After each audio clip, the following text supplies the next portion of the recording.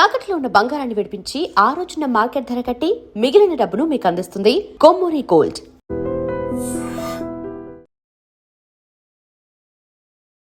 నమస్తే, welcome to I dream talking point with కవిత.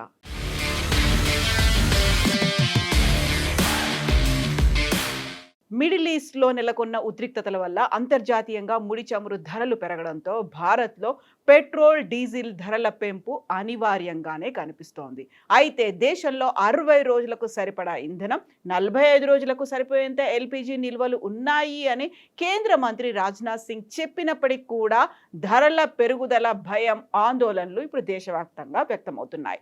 మధ్యప్రాచ్య దేశాల్లో నెలకొన్న అస్థిరత ఇప్పుడు భారతీయ వాహనదారులకు కంటి మీద కునుకు లేకుండా చేస్తోంది. అంతర్జాతీయ మార్కెట్లో ముడి చమురు ధరలు 50% మేర పెరిగినప్పటికీ మన దేశంలో పెట్రోల్ 94.77 రూపాయలుగా ఉంటే డీజిల్ 87.67 వద్దే కొనసాగుతున్నాయి. అయితే ఈ ధరలను ఇలాగే కొనసాగించడం ప్రభుత్వ చమురు సంస్థలకు తలకు మించిన భారంగా మారుతోంది. ప్రధాని మోదీ దేశ ప్రజలను ఉద్దేశించి చేసిన ప్రసంగంలో ఇంధనాన్ని ఆదా చేయాలని కోరడం రాబోయే భారీ ధరల పెంపునకు సంకేతంగా నిపుణులు భావిస్తున్నారు. పశ్చిమాసియా సంక్షోభం నేపథ్యంలో కేంద్ర రక్షణ శాఖ మంత్రి రాజ్నాథ్ సింగ్ కీలక వ్యాఖ్యలైతే చేశారు. సప్లై చైన్ ను కాపాడడానికి, ఇంధన సరఫరాలకు అంతరాయం కలగకుండా చూసేందుకు భారత్ పటిష్టమైన చర్యలు చేపట్టిందని కేంద్ర మంత్రి చెబుతున్నారు. ప్రపంచ అస్థిరతను ఎదుర్కోవడానికి ప్రభుత్వం సముద్ర భద్రతకు, ఆర్థిక స్థిరత్వానికి ప్రాధాన్యం ఇస్తోందని స్పష్టం చేశారు. భారతదేశ విదేశీ మార్కెల నిల్వలను పరిరక్షించే ప్రయత్నాల్లో భాగంగా ఇంధన వినియోగాన్ని తగ్గించాలన్న ప్రధాని నరేంద్ర మోదీ చేసిన విజ్ఞప్తిని అమలు చేసేందుకే పటిష్టమైన చర్యలు తీసుకోవాలని రాజ్నాథ్ సంబంధిత అధికారులను ఆదేశించారు. భారత్ వద్ద 60 రోజులకు సరిపడా ముడి చమురు, సహజ వాయువు, 45 రోజులకు సరిపడా ఎల్పీజీ నిల్వలు ఉన్నాయనేటువంటి మాటని కేంద్ర ప్రభుత్వం అయితే చెప్తోంది. బట్ ఇప్పటిదాకా 1,00,000 కోట్ల రూపాయల భారీ నష్టం ఇంధన కంపెనీలకు వచ్చినట్టుగా అంచనాలు వేస్తున్నారు. గత 10 వారాలుగా ఐఓసీ, బీపీసీఎల్, హెచ్పీసీఎల్ వంటి ప్రభుత్వ రంగ సంస్థలు అంతర్జాతీయ ధరల షాక్ నుంచి భారతీయులను కాపాడేందుకు ప్రయత్నిస్తున్నాయి అనేటువంటి వార్తలున్నాయి. ప్రపంచవ్యాప్తంగా దేశాలు ఇప్పటికే 30% వరకు ధరలు పెంచినప్పటికీ మన దగ్గర పాత రేట్లే అమలవుతున్నాయి. దీనివల్ల ఈ సంస్థలకు రోజుకు 1600 నుంచి 1700 కోట్ల రూపాయల వరకు వస్తోంది. ఇప్పటి వరకు ఈ మొత్తం నష్టం 1,00,000 కోట్లు దాటిపోయింది. చమురు సంస్థల దగ్గర ఉన్న నిధులు తగ్గిపోతుండడంతో ఇక పాత ధరలకే ఇంధనాన్ని విక్రయించడం అసాధ్యమని తెలుస్తోంది.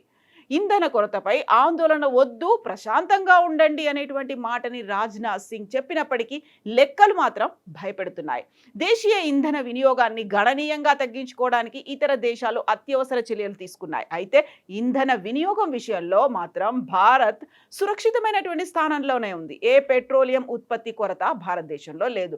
మన దగ్గర 60 రోజులకు సరిపడా ముడి చమురు, న్యాచురల్ గ్యాస్, 45 రోజులకు సరిపడా ఎల్పీజీ నిల్వలు ఉన్నాయి.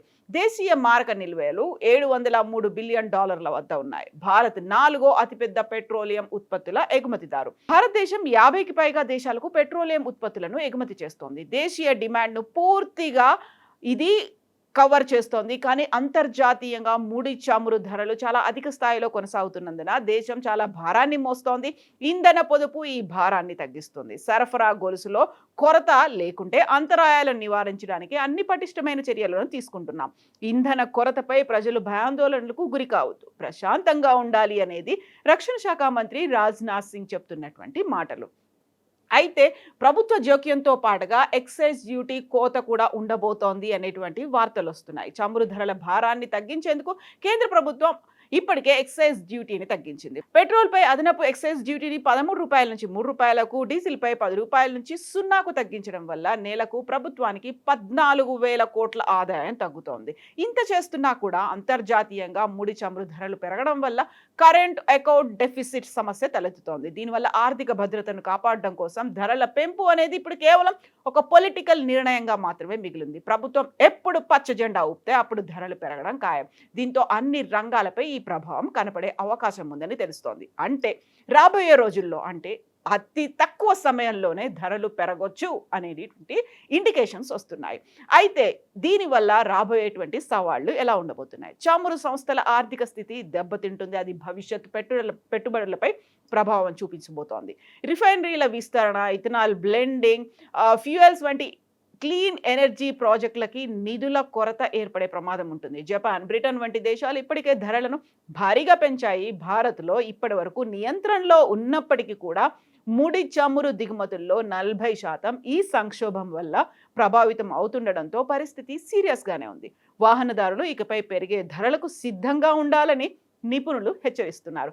ఏదేమైనా ఉరుము ఉరిమి మంగళం మీద పడ్డట్టుగా America president Donald Trump start చేసినటువంటి గల్ఫ్ వార్ ఇప్పుడు ప్రపంచ దేశాలపై ప్రభావం చూపించే అవకాశం ఉంది. ఇంధన పొదుపు పాటించడం ద్వారా మాత్రమే ఈ సంక్షోభం నుంచి కొంతవరకు గట్టెక్కే అవకాశం ఉందని ప్రభుత్వం అయితే భావిస్తోంది.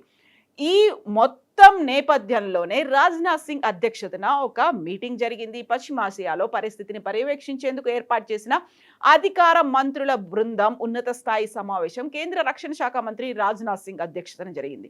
ఈ మీటింగ్ లో కేంద్ర రసాయనాలు ఎరువుల శాఖ మంత్రి జేపీ నడ్డా, పెట్రోలియం శాఖ మంత్రి హర్దీప్ సింగ్ పూరి, రైల్వే సమాచార ప్రసార శాఖ మంత్రి అశ్విని వైష్ణవ్, పౌర విమానయాన శాఖ మంత్రి రామ్మోహన్ నాయుడు, ఓడరేవులు నౌకా రవాణా శాఖ మంత్రి శర్బానంద్ సోనోవాల్ తదితరులైతే ఈ మీటింగ్ లో పాల్గొన్నారు.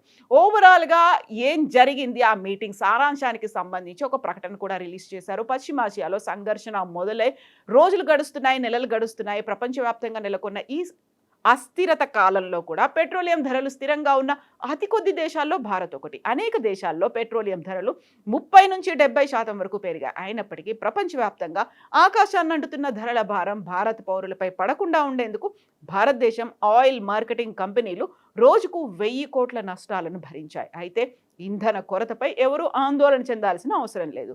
ప్రజలకు అవసరమైన నిత్యావసర వస్తువులు దేశంలో సమృద్ధిగా ఉన్నాయని రక్షణ శాఖ ఒక కీలకమైనటువంటి ప్రకటన రిలీజ్ చేసింది. బట్ ఇవన్నీ వస్తున్న తర్వాత ఇస్తున్నటువంటి clear indication get ready for price hike అనేది, పెట్రోల్ డీజిల్ ధరల పెంపు అనేది అనివార్యంగా ఉండబోతోంది. ఆ ప్రభావం అనేది ఇప్పుడు భారతీయులందరి మీద కూడా పడబోతోంది. అయితే ఎన్ని రోజుల్లో పెట్రోల్ డీజిల్ ధరలు పెంచబోతున్నారు? ఇప్పటిదాకా అయితే కేవలం 60 రోజులకు సరిపడా మాత్రమే నిల్వలు ఉన్నాయి. 45 రోజులకు సరిపడా ఎల్పిజి గ్యాస్ నిల్వలు అయితే ఉన్నాయి. ఆ తర్వాత ఏం జరగబోతోంది? ఎంత ప్రొటెక్షన్ చేసుకున్నప్పటికీ, లేకుంటే ఎంత పొదుపు చర్యలు పాటించినప్పటికీ 60 రోజుల తర్వాత ఏం జరుగుతుంది? గ్యాస్ 45 రోజుల తర్వాత దొరకదా? బోల్డ్ అన్ని క్వశ్చన్స్ అయితే ఉన్నాయి. వీటన్నిటికీ సంబంధించి బోల్డ్ అంతా అస్థిరత కూడా కనిపిస్తున్నటువంటి నేపథ్యంలో మీరేమనుకుంటున్నారో కామెంట్స్ రూపంలో తెలియజేయండి.